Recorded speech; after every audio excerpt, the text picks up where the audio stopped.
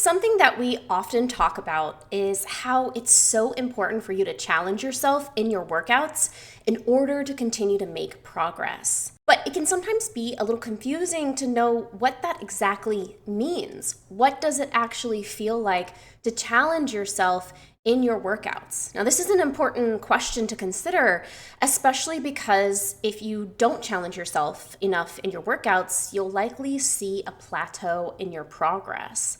At the same time, a lot of people have a tendency to challenge themselves too much by pushing too hard, working too hard, and risking overtraining or injury in their workouts. So what I want to do today is open up a discussion on what it actually looks like and feels like to challenge yourself in just the right amount in your workouts to continue to make progress by burning fat, building muscle, and getting stronger.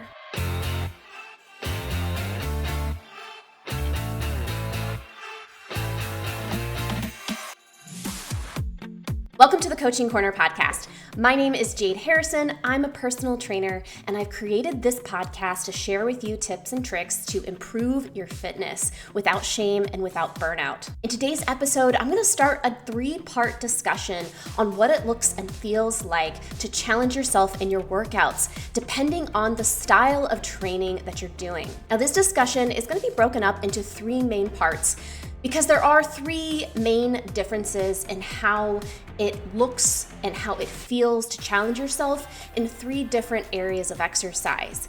I'm going to go over what it looks like and feels like to challenge yourself in cardiovascular training, as well as what it looks like in the 2 main styles of resistance training that I use with my clients: high volume training or hypertrophy training, and strength training or heavy lifting. Now keep in mind that these episodes are going to be small excerpts from the lessons that I give to my one-on-one coaching clients. And right now I am onboarding new clients into my 90-day fat loss transformation program. So if you are looking to lose weight, burn fat, and keep it off for good, consider working with me. Use the link that is in the video description below if you're watching on YouTube, or in the show notes if you're listening to the podcast. And before we get into the episode, please make sure to like this video if you're watching on YouTube, and subscribe to my channel so you never miss new videos. And if you are listening to this podcast, thanks so much. Make sure that you follow the show so you always get the latest episodes delivered right to your device. And without further ado, let's get into today's discussion of what it looks and feels like to challenge yourself in cardiovascular training.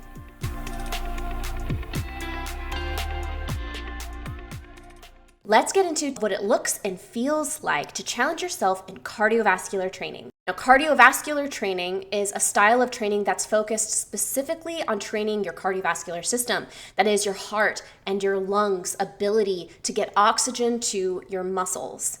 Now, this is a really important system, not just for your fitness, but for your overall health. And it is important to train our hearts to keep them healthy. So during a cardiovascular focused workout, your goal is going to be to get your heart pumping and to keep it pumping at a slightly higher rate than what you normally have when you are sitting at rest, working, or just relaxing. Now, most people don't really need to do more than between 150 to 300 minutes of cardiovascular exercise every week. That's what the American Heart Association recommends for people to maintain the health of their hearts and their cardiovascular systems. This could be 5 days a week of doing between 30 and 60 minutes of cardiovascular exercise. Cardiovascular exercise is any type of activity that keeps your heart rate up for a sustained period of time, at least 5 minutes. It usually involves repetitive motions, specifically using your bigger muscles in your legs. But really, any sustained activity for any of the muscles in your body can get your heart rate up and count as cardiovascular exercise. And there's 2 main types of cardiovascular exercise that you need to be aware of. One is moderate intensity and the other is high intensity. Most people are fine to just do between 150 and 300 minutes of moderate intensity exercise every week. Moderate intensity activity is anything that gets your heart rate up to between 50 and 70% of your max heart rate. And your max heart rate is something that is going to be different depending on your age. So for a 30-year-old, a moderate intensity heart rate would be between 95 and 162 beats per minute. So when you're exercising, you can use a heart rate tracker or fitness tracker device like an Apple Watch or Fitbit, or you can use a heart rate monitor, or you can even track your heart rate manually by finding your pulse at your wrist or at your neck to make sure that while you're exercising, your heart is beating in the right number of beats per minute. An easier way for you to check whether you're working at a moderate intensity is to use the talking test. When you are doing moderate intensity exercise, you should be able to talk, although you are breathing faster. You should not be able to sing though. Great examples of exercises that count as moderate intensity activity are going for a brisk walk, where you're walking at least 2.5 miles per hour. Dancing, like ballroom or social dancing, are great moderate intensity exercises as well. Riding a bike at a slow rate of 10 miles per hour or slower also counts here. Many activities of daily living, like gardening, doing yard work, or tidying up your house, also count as moderate intensity exercise. Now let's talk about what it actually feels like when you are working at that moderate intensity exercise. Again, you can use the talking test and the singing test to make sure that you are working where you need to work. But there are other sensations that you can keep an eye out for to ensure that you're working as hard as you need to be and not overtraining. So you may experience physical sensations like you're breathing noticeably harder than you would if you were at rest.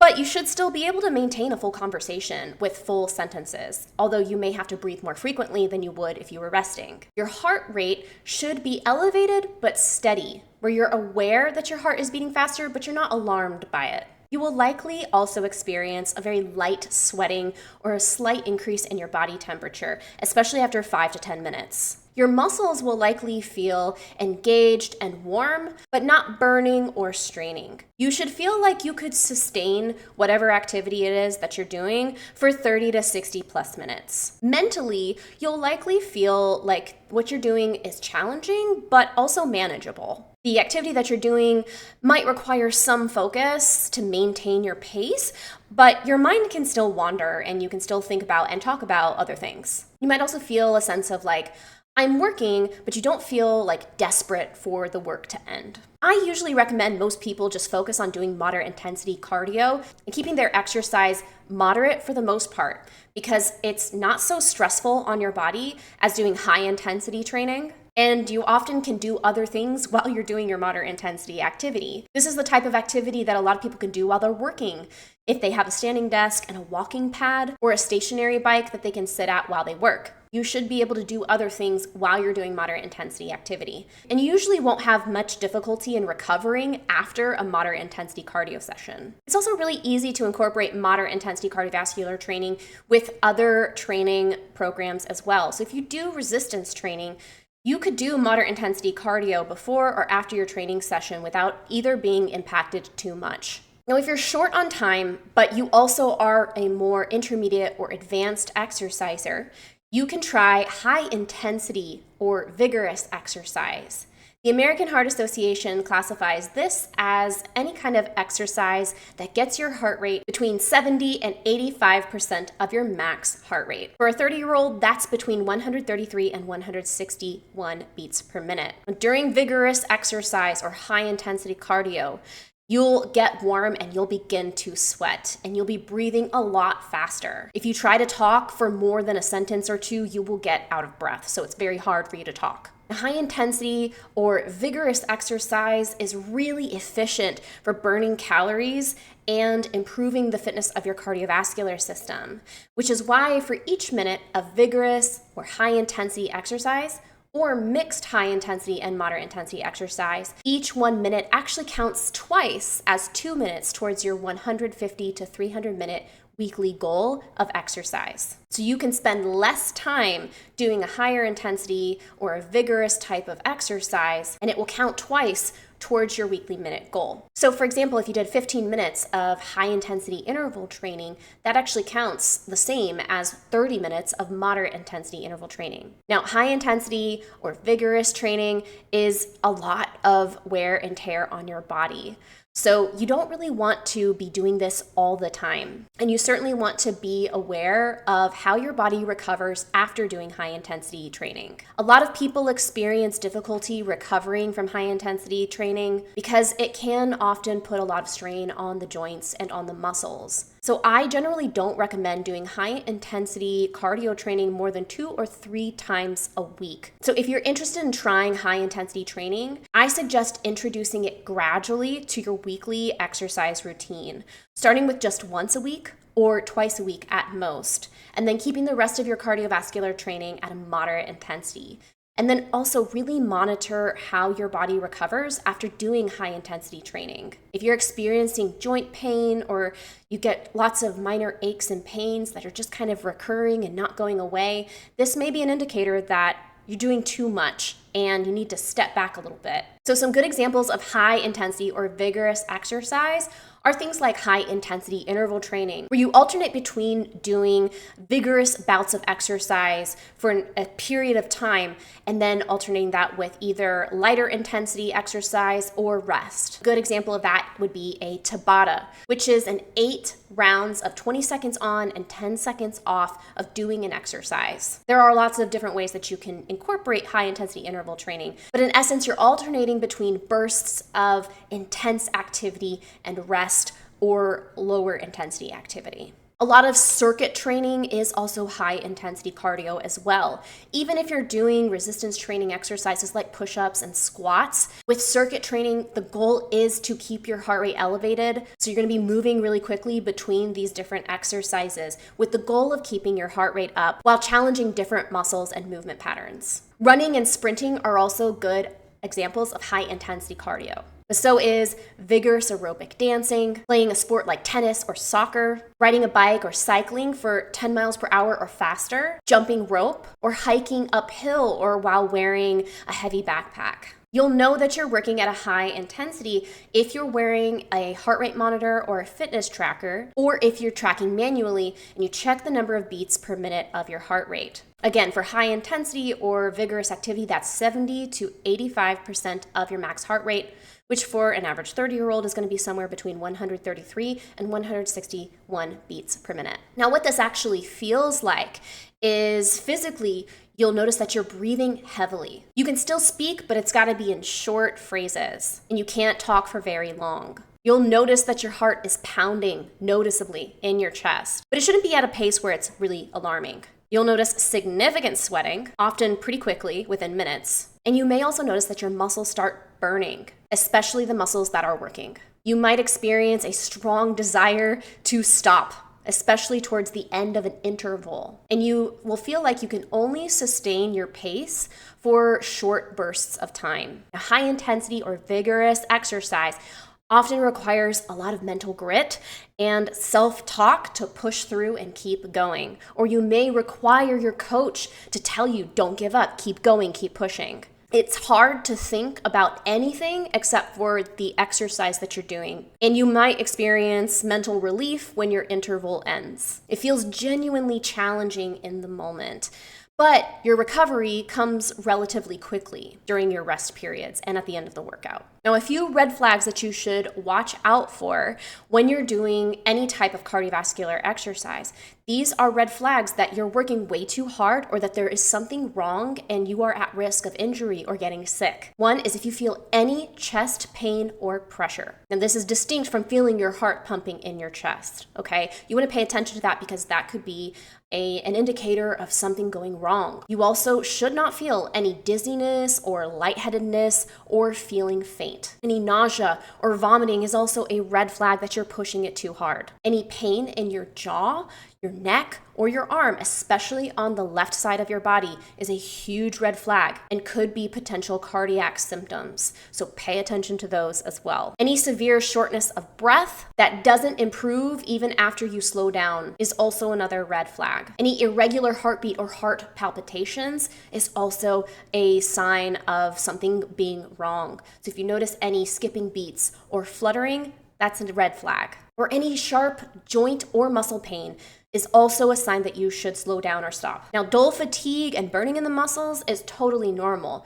And I think that you can tell the difference between a dull, burning sensation of the muscles as they get tired versus that type of sharp pain that you feel when you're experiencing an injury. We never want to push through acute pain. If you start to feel signs of confusion or an inability to focus, that's also a red flag. If you experience any of these things, you need to stop the exercise immediately and get some medical attention. Other signs that you need to slow down and you're probably overdoing it are, experiencing your form completely breaking down. You're not able to perform a squat with good technique, or you're not able to hold the plank or the push-up or whatever exercise it is with good technique and good alignment.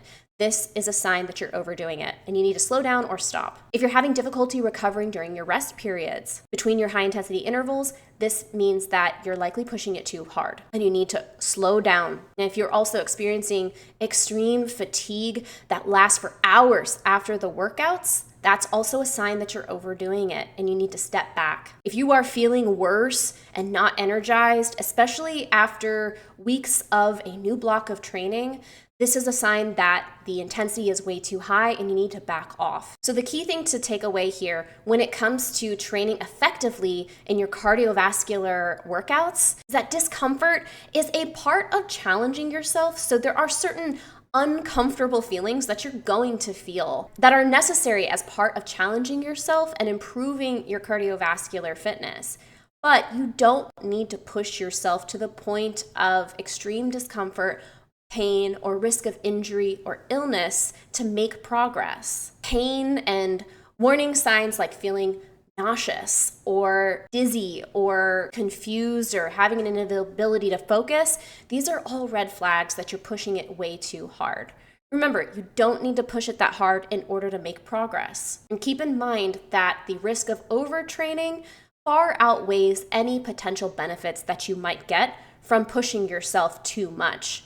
Because if you end up getting injured or sick in a way that means that you're not able to actually stay consistent on your workout plan because you need to take a break, that is going to harm your progress in the long term. So you don't need to push yourself to that point. However, in order to keep making progress, you do need to push yourself and challenge yourself within reason.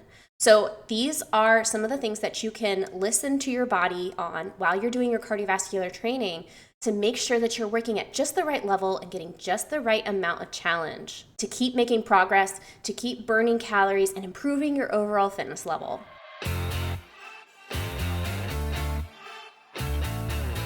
Thank you so much for watching or listening to this episode of the Coaching Corner podcast. In the next episode, we're going to dive into the different ways that it looks and feels to challenge yourself in resistance training workouts. Now, this is distinct from the way that it feels to challenge yourself in cardio workouts. So we'll dive deeper into that next time. In the meantime, make sure to like this video if you found it helpful, and make sure to also subscribe to my channel on YouTube so you never miss new videos as they drop.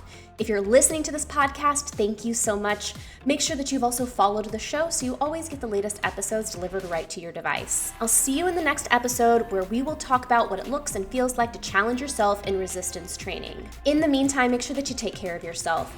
Eat your veggies, eat your protein, drink water, and I will see you soon.